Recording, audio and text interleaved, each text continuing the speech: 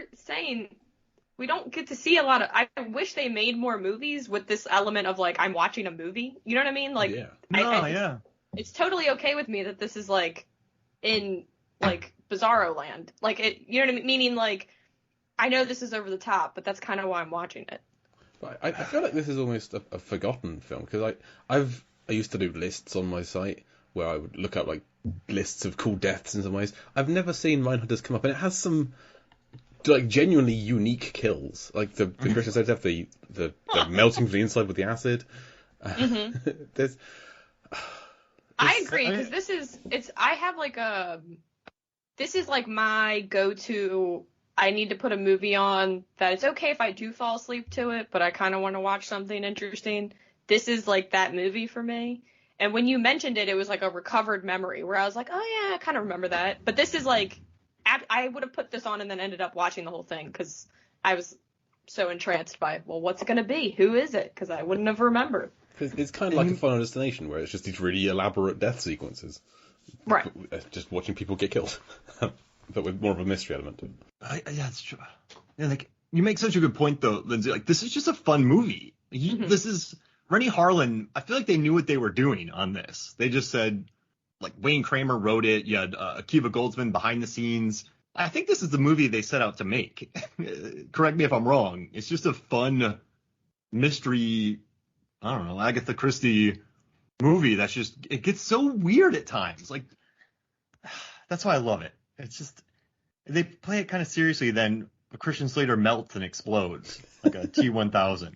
Or like gets, frozen, then explodes. It's beautiful. Hey, do you want to hear a real random story that I just remembered? I want to know how it connects to Christian Slater freezing and exploding, so yes, please. Okay, so I was working on a show called Surgeon General. They were shooting a pilot for it. And in the show was Mike Coulter, Jason Isaac, Sean Astin, and Catherine Morris, who plays Sarah Moore in this movie. And when she was shooting the pilot, I believe she was about 8 months pregnant, and they would put her in hair and makeup, and she stood up and someone moved the chair that she was sitting in. And I saw it happen, and she was about to sit down, Catherine Morris, 8 months pregnant, and she was just going to fall back and just land on the ground. But I saw it happening, and I caught her before she hit the ground. And then I became like the golden boy of that production. Nice. So like I have a Catherine Moore. I was watching it and it brought back memories of the time I saved her from taking a plummet to the ground. You physically touched somebody in this film. That's incredible. And then like the makeup artist was like, "Thank you so much, man," because that could have been bad. But that just brought back memories of that story. And also Sean Astin lectured me about how to take photos. And then he told me about the woods, like where I live. It's like, thanks, man. But yeah, that's the story about Catherine Morris. Just thought y'all would like that. Is she the lead in this movie? Yeah, she's the underwater gunfighter. Okay, real talk. Does she have a wig on this whole movie, or am I nuts? I didn't pick up on that. Because she's in Cold Case. It is a wild. If that is her hair, it's a wild haircut. It like comes away from her head. It's kind of Meg Ryan-y a little bit. But a little. Yeah. It's sketchy, guys, is what I'm saying. Well, look at her Cold Case hair. No, she's got. I think it's real. Okay, she has like very thick hair then, and I felt like that haircut was. I don't know. Maybe should have stayed in 2005. I'm not sure. I'm not sure. She's a lovely, beautiful woman, but I was like watching it the whole time because I was like, is that real? It looked like it was placed upon her head. I was more obsessed with Val Kilmer's hair. Well, aren't we always? Yeah, but. Hank Harris is a good character. He's not in the film enough. I was disappointed when I saw like Val Kilmer's in this film. I was like, great, Val Kilmer's going to be in the film, and he's like, on screen for less than 5 minutes. But on IMDb is top billed. And that makes sense. I know it's Val Kilmer. Yeah, I was a little bummed he wasn't in it more. I just didn't understand why. I was like, where you at? Yeah. I thought it was indicative that maybe it was like the misdirect of who he was, but I thought that was indicative that he was going to have something more up his sleeve at the end than what happened. Yeah, because he had another pretty gnarly death. It's off screen, but he's been turned into a puppet, just dancing around. It's awful. I watched this film with my wife, I didn't fully know how gruesome some bits would be before going in. My wife is not a fan of any kind of horror film. It should have clicked that I recorded this off of a channel called Horror Channel, but I didn't even think about it. So I was in the doghouse a little bit after watching this because she's not a fan. And I think it was mainly the Val Kilmer turned into a puppet, jangling around his corpse scene. Yeah, he gets lit up in this. It's not good, but I love it. Lucas did that on his own. How? I want to see that. I believe he could. Just want to see how.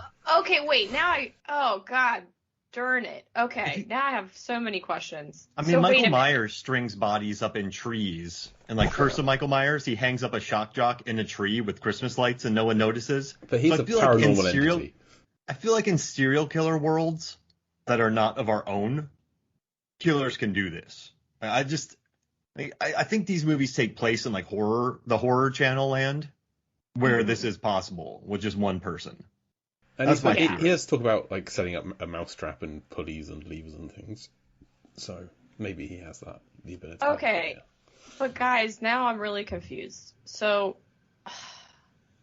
what please don't what did JLM base his serial killer identity off of what Val Kilmer had set up as the crime scene here? Are we pulling that together now? Okay, but only for only Val Kilmer's death, because I feel like when Christian Slater died, that's the puppeteer's first death scene. Oh, hang on. So I would say he does it all. I don't think so. I think he doesn't do the mannequin because that's technically the crime. Because even Val Kilmer says you're going to this island. The killer's like I'm pretty sure he mentions that it's like a puppeteer is his name or some shit. So that means that JLM must have set up the trap that killed Christian Slater after Val Kilmer had set up the mannequin. Yes. Otherwise those dominoes would have fallen. No question. Oh. Well, I suppose it's a mannequin. It could have been there for a month. Who knows? True. But if they're supposed to like process that scene, and there's fresh blood. Yeah, now I got to go back and watch that. Oh, what the hell? That's a pretty elaborate fake puppeteer kill. If I was an FBI profiler, I would just be like the stabber, and I would lay a mannequin on the ground. Like I wouldn't spend that much time hanging it in there. Like we were talking about, we saw the opening sequence. Guy had a whole, feasibly a whole neighborhood, because remember they just drive up to that motel. Who's the prop department, right? Like who are the prop department in the FBI? Like is there I love it. It's like Argo. There's a whole film production crew. Now that we're like working it out, how could any profiler profile JLM? Maybe he is one of the greatest serial. Like that's how would you even profile someone who invents their own like MO based off of just what happenstance FBI program he got into, right? Yeah, like because he's not a puppeteer guy, and we don't know if he's killed before other than his family. Yeah, so okay, lots of questions. He's just killing because he wants difficult people to kill, and he thinks the most difficult people to kill are FBI profilers. Which, like, fair enough. I didn't think that was like I can run with that. So he's a predator? Like a Yautja? Pretty alien? much, yeah. Sorry, Lindsay. Yeah. No, you're fine. I'm still like thinking that through. So yeah, I don't know. It's a rough one. Did he bring the poison cigarettes with him? I mean, he could have found them there. Yeah, I mean, and also like, how do you carry those things? And there were a lot because there was a cigarette carton fell out of every cigarette machine on the island at the same time. All right, let's go. Let's do the deaths chronologically because I think I want to talk about it all. Okay. What happens after Christian Slater? The next one is the British guy, Rafe. When they all drink the coffee. When LL Cool J face plants after drinking the coffee, I audibly screamed no at my TV because I thought he was dead. I was like, we've just lost Christian Slater. I cannot lose Lady Dot Cool James. Yeah, seconds later.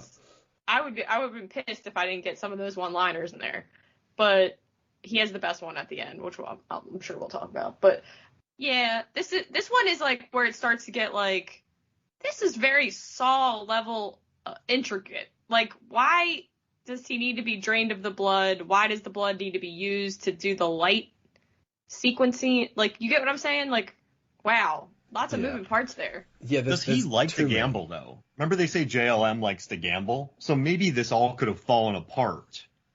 He just likes to, like, this was a big gamble on his part. Like, when he gets called out, when Jensen, which isn't like, oh, I hate that name. But when they... No, it's Gabe Jensen, the least LL Cool J name you can think of. And then when he calls him, when he's like, you like to gamble. So this was a big gamble. Do you think it was kind of impulsive? No, definitely not. But I think that's what I'm saying is, like, the level... I think it could have been, like, equally as creative, but it's so elaborate that, like, I don't know, like, why the blood draining? Like, I get that he had a coffee addiction, which, by the way, yeah, that's the loosest. And because they all drank the coffee, every single one of them. My first reaction was like, there's no non-coffee drinkers in the bunch, I guess. He died with his caffeine addiction that the rest of us didn't have. We just drink coffee. We just do it at a normal. We can quit whenever we want. Yeah, so that one was like, it felt like, I just don't like this guy. I got to get him out of here early. So his other British guy who gets to keep his accent. Get rid of him. So is JLM, is he in real life, is he British? Yes, Johnny. Or is he American? Yeah, he's from England. He's okay, because I know he does, yeah, but he's also done, like, Hackers, and then now he does, like, Elementary or whatever. So I don't know what his actual accent is. He's not sure. From Surrey. Kingston upon Thames. Good to know. He's not from Texas? He's not from Texas. But I did like that somebody else was called Sherlock Holmes. The British guy was called Sherlock Holmes. Yeah, that's what I was going to say. When Johnny Lee Miller is in this film. At first I thought it was directed at him, and I was like, oh, that would have been really funny. That's some prescience. But, yeah, his accent. I'm not going to lie, I didn't understand where he was going with it, like, half the time. Because to me, it honestly doesn't even sound Southern. I didn't know what it was. It sounded like he was trying to do one of, you know when, like, people are like, I'll do a Northwest Quadrant New Orleans accent, and they get really specific, and it's just wild. That's what this sounded like. It sounded to me reminiscent of Lucas Black in Tokyo Drift. Which is not a good accent, as far as I know. No, it's his real accent, though. He's from Arkansas. But it's not a good accent. It sounds... Wait, Lucas Black's own voice isn't good? Lucas Black sounds like he's putting on a bad accent in those films. Drift. I just want to drift. Yeah. I think I'd be more annoyed with Johnny Lee's accent had I not seen the Mauritanian with Benedict Cumberbatch and his South Carolinian accent.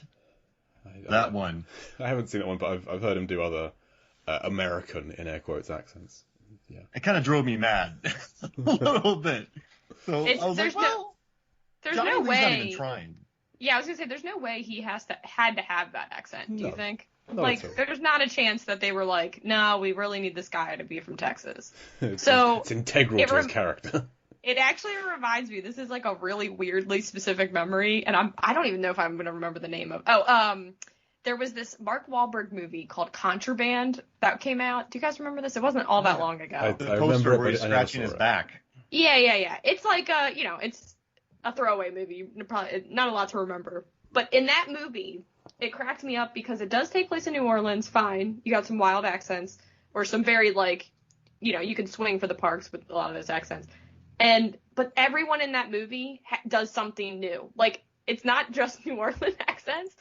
So I don't know what it was, but I felt like everyone that signed on was like, I'll do it, but I'm going to do this. And, like, just had an accent in their bag they wanted to play around with. And that's what this accent reminded me of, where it was like, I don't know if he knew what he was going to do, but he was like, I'm gonna pull this out of my, like, I'm going to pull this off. Everyone in Contraband is preparing for another role. Kind of. Either preparing for another role, or they're just like, I really need to entertain myself on this set. Okay, I'm never going to see Contraband based on this review. Look at the poster, though. It just looks like Mark Wahlberg. He's showing off his money, and it looks like he's scratching his back. It's not like the worst. It's not the worst movie of all time. It's just one of those